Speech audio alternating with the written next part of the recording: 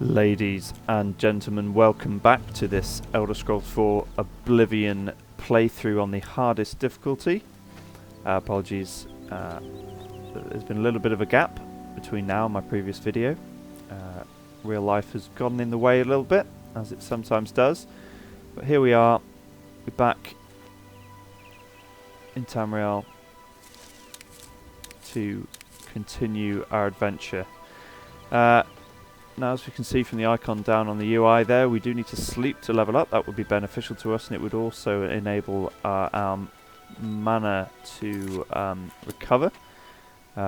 We did choose the Archonarch as our star sign, or birth sign, or whatever you want to call it, so we will not regenerate magicka over time.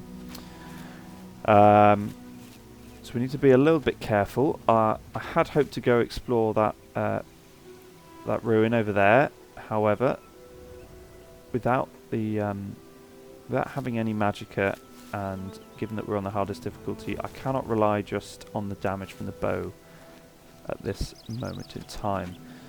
So what I think we need to do here is try and get our hands on some magic restoring items.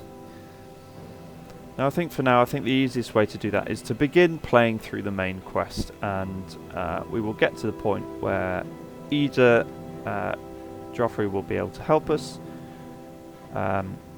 or we will pick up ingredients along the way. Now, thankfully, Oblivion throws us a little bit of a bone at the start of the game and permits us to fast travel directly to somewhere we haven't visited before. But because we've been told about it, presumably we've had a lengthy explanation from someone we've talked to who's got out their map and explained just how to get where we're going. Now, as we were talking about in a previous episode, alchemy is going to be our friend. So, excuse me if I spend a few minutes just clicking flowers. I know it's not particularly interesting, but it will certainly help us out.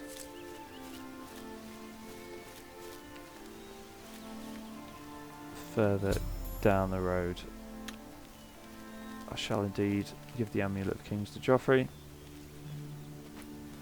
There's not much else we can do with it, to be perfectly honest. It's not like you can go and wear it and become a rogue imitation individual, pretending to be one of the Sept in line. We just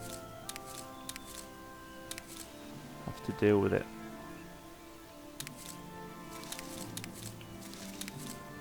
Just pick these last few around the well here.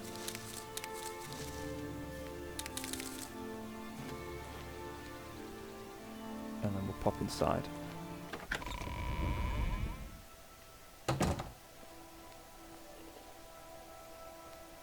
Yes? Can I help you? He's upstairs. Go ahead. I feel a little bit bad every time coming in here, Prime Abril. Hi, how are you? Hello, weary traveller. How are you? You must be lovely. I must speak to Joffrey. And then you just wander upstairs. Poor chap. Never mind. He's sat at his desk. Let's begin this conversation. I'm Brother Joffrey. What do you want? Emperor Uriel? Do you know something about his death? You'd better explain yourself. Now. You brought me the Amulet of Kings? This cannot be. Let me see it. By the Nine! This is the Amulet of Kings. Who are you? How did you get this? What do you know of the Emperor's death? As unlikely as your story sounds, I believe you. Only the strange destiny of Uriel Septim could have brought you to me carrying the Amulet of Kings. His meaning is unclear to me as well. The Emperor seemed to perceive some threat from the demonic world of Oblivion. The Prince of Destruction, Mehrunes Dagon, is one of the Lords of Oblivion. But the mortal world is protected from the Daedra of Oblivion by magical barriers. I'm not sure. Only the Emperors truly understand the meaning behind the rituals of coronation. The Amulet of Kings is ancient. Saint Alicia herself received it from the gods. It is a holy relic of great power. When an emperor is crowned, he uses the amulet to light the dragon fires at the Temple of the One in the imperial city. With the emperor dead and no new heir crowned, the dragon fires in the temple will be dark, for the first time in centuries. It may be that the dragon fires protected us from a threat that only the emperor was aware of. I am one of the few who know of his existence. Many years ago I served as captain of Uriel's bodyguards, the Blades. One night Uriel called me into his private chambers. A baby boy lay sleeping in a basket. Uriel told me to deliver him somewhere safe. He never told me anything else about the baby, but I knew it was his son. From time to time he would ask about the child's progress. Now it seems that this illegitimate son is the heir to the Septim throne, if he yet lives. His name is Martin. He serves Akatosh in the chapel in the city of Kvatch, south of here. You must go to Kvatch and find him at once.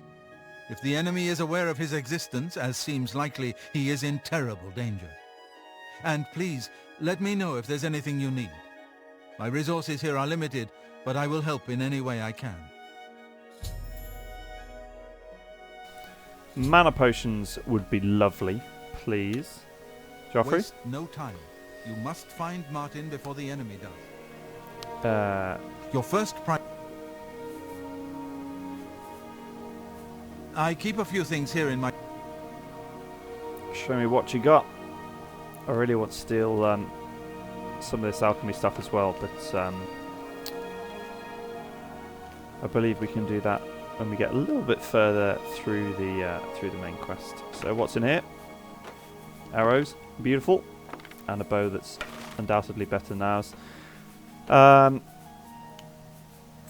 take the leather and compare it to what we're wearing at the moment, and there's a few pieces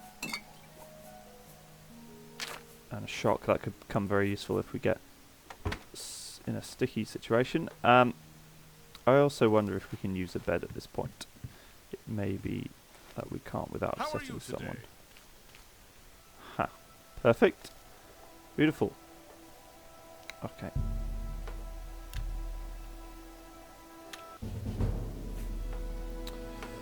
What shall we increase? That is the question. We've got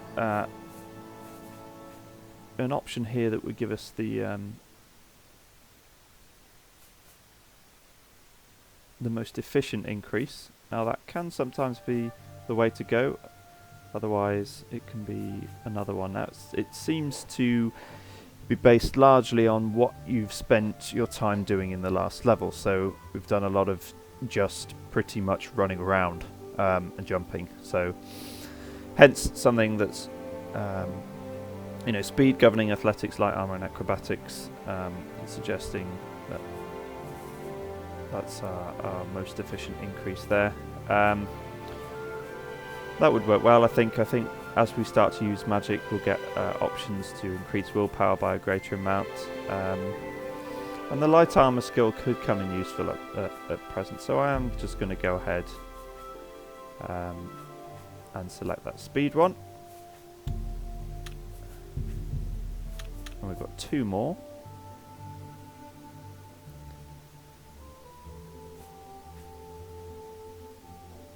Marksman.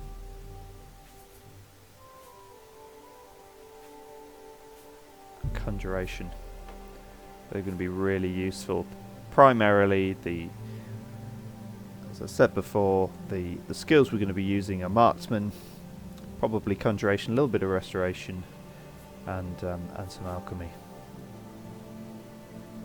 But that'll do us right now. Okay, so interestingly, our level up there doesn't restore our Magicka. but I don't anticipate that to be too much of an issue here. I am, however, going to just dip in here and check what we've got. So we did have rough leather items we can replace with these.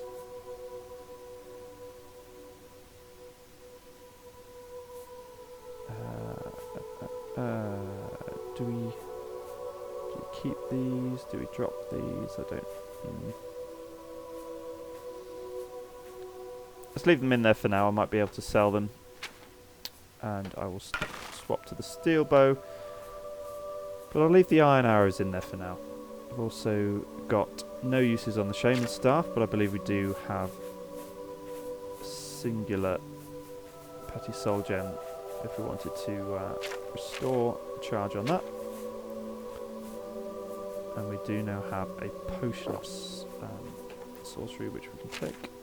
And I will have a look if we've got anything we can now use. Oh, oops. To restore some more magicka. So what have we got here? Restore magicka. So the steel blue entomolar caps create a restore magicka potion. Let's see if we've got any complementary ingredients. Only got the stinkhorn cap. Now I'd rather keep the stinkhorn cap for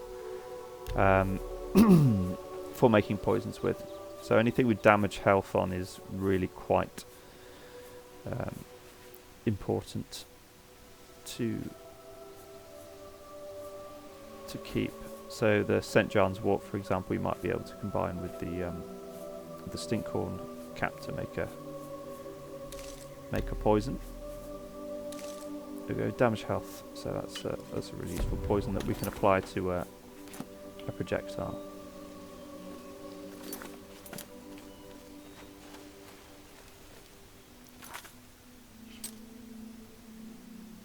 So we've got two options here. We can go to Kvatch and start the process of exploring the plains of Oblivion. What I think I'm going to do, in fact, is go and explore that ruin.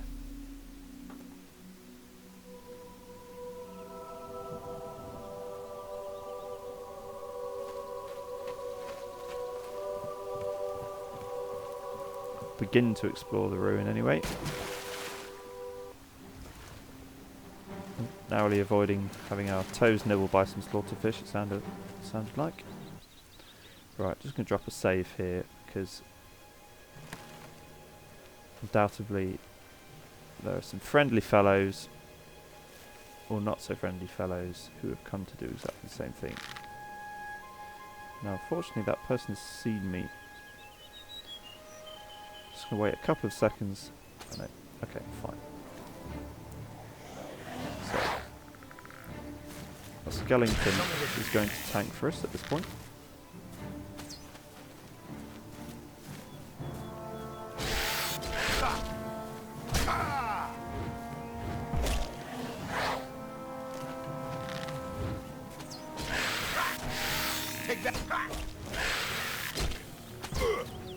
The guy's hammer is disgusting.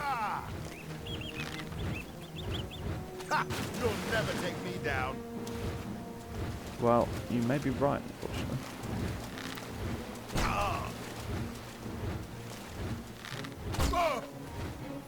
I don't want to use the poison on this guy. I think I'm going to save that for the archer. I think the archer has slightly less health. And I think after a few headshots, I'll probably take this guy out fairly effectively. Skeleton's done... Oh dear. Skeleton's done well to do quite a lot of damage to him. What's the matter?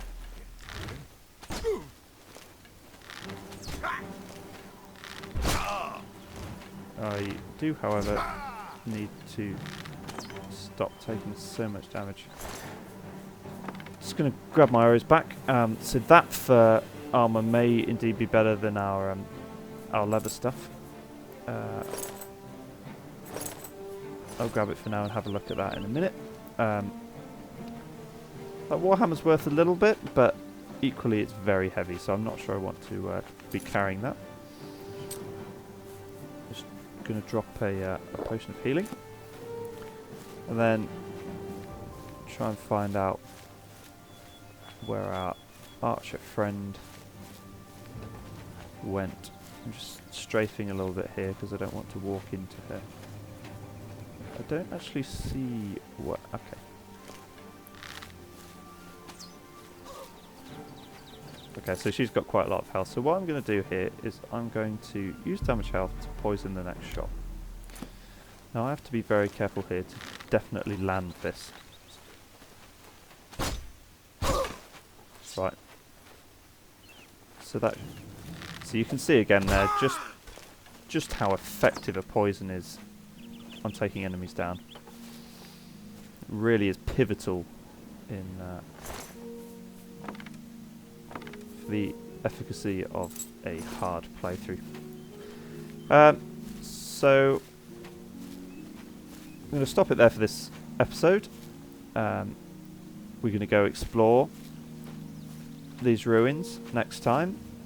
I will have a look around the camp, see if there's anything interesting, and see if that fur armor is better than what we're using at the moment. And then we'll delve in here and see if there's any loot that could be beneficial for us continuing on the main quest into the Plains of Oblivion. Thank you very much for watching, and I look forward to you joining me when we continue our journey next time.